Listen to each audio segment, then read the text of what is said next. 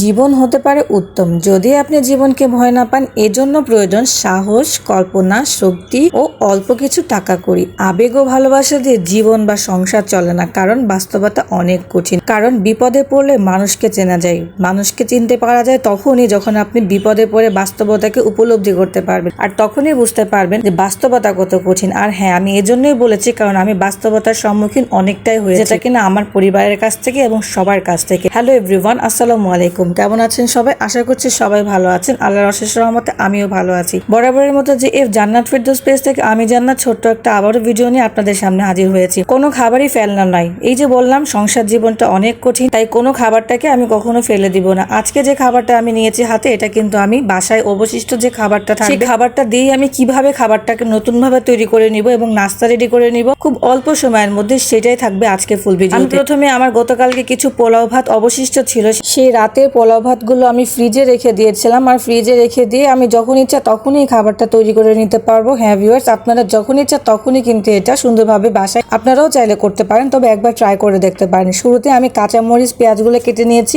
এবং সাথে একটা ডিম দিয়ে দিচ্ছি। আর কাঁচামরিচ পেঁয়াজ এবং ডিম সুন্দরভাবে ভেজে নিয়েছি যাতে করে কাঁচা গন্ধটা না থাকে। সেটা কি করতে হবে, খুব ভালোভাবে ফ্রাই করতে হবে। আর তার জন্য আমি এখানে একটা স্বাদে ম্যাজিক মশলাটা ইউজ করেছি। আর এই স্বাদে ম্যাজিক মশলাটা ইউজ করলে খাবারের ঘ্রাণটা খুবই সুন্দর আসে। আমি জানি এটা অনেকেই জেনে থাকবেন, বা না জেনে থাকলে শুধু তাদের জন্য ভিডিওটা, কারণ আমি বাসায় সবসময় অবশিষ্ট খাবারগুলোকে এভাবে প্রসেসিং করে খেয়ে নিই। কারণ এটা কোনো লজ্জার বিষয় না, কারণ কোনো খাবারই ওয়েস্ট, সব খাবারই খেতে হবে। কারণ প্রত্যেকটা খাবারই আমাদেরকে টাকা দিয়ে কিনতে হয়, আর টাকার মূল্যটা আমার কাছে অনেক বেশি, যার কারণে আমি কোনো খাবারটা নষ্ট করি না। আর এখানে আমি খাবারগুলোকে সুন্দরভাবে ভেজে নিয়েছি, ভেজে নিয়ে ঝুরঝুরা করে নিয়েছি। আর এর মধ্যে আমি এখানে কি করছি, পোলাওগুলা খুব ভালোভাবে দিয়ে দিচ্ছি, দিয়ে এখন ভাজি করব। দেখতে কি অসাধারণ লাগতেছে কালারটা, মনে হচ্ছে রেস্টুরেন্টের ফ্রাইড রাইস খাচ্ছি। তবে হ্যাঁ, আমি রেস্টুরেন্টে যাইনি, আমি ঘরে বসেই করে খাচ্ছি। যখন আমার মন চায় তখন আমি বাসায় এইভাবেই ফ্রাইড রাইসটা করে নিই। খেতে কিন্তু সত্যি ফ্রাইড রাইসের মতোই লাগছিল, বাট আমি যখন আমার বাসায় অবশিষ্ট পোলাও ভাতটা থাকে তখন আমি এরকম ভাবেই রান্নাটা করে খাই। আমার কাছে কেন জানি মনে হয় সাদা পোলাওটা থেকে আমার এই ভাজি করে ফ্রাইড রাইস করে খেলে আমার কাছে খুব ভালো লাগে। আর আজকের ওয়েদারটা যে এত ভালো ছিল, এত ভালো ছিল, রান্নাঘরে দরজা দিয়ে ঝুমঝুম বৃষ্টি পড়া, ঝড়ো ঝড়ো বাতাস দেখতে দেখতে রান্না করার মজাটাই আলাদা। এই পর্যায়ে আমার রান্নাটা হয়ে গিয়েছে, আর আমি সেখানে কি করেছি, রান্নাটা আমি সুন্দরভাবে নামিয়ে নিচ্ছি। আর এখানে একটু একটু করে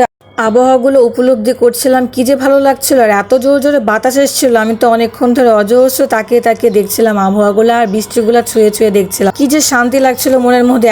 কত না গরম পড়েছিল, আর এই গরমটা আমরা সবাই কতটা কষ্টের মধ্যে দিয়ে পার করেছি। কি আল্লাহ পাকে কত না ইচ্ছা, আল্লাহ পাক চাইলে কি না করতে পারেন, সবকিছুই করতে পারেন, সবকিছুই আল্লাহ পাকের ইচ্ছা। কথা বলতে বলতে আমার রান্নাটাও কমপ্লিট হয়ে গিয়েছে, আর এখন আমি খাবারটা খেয়ে চেক করে নিব। সবকিছু মিলিয়ে আজকের ভিডিওটা কেমন ছিল অবশ্যই কমেন্ট করতে ভুলবেন না। সবাই ভালো থাকবেন, আল্লাহ হাফেজ।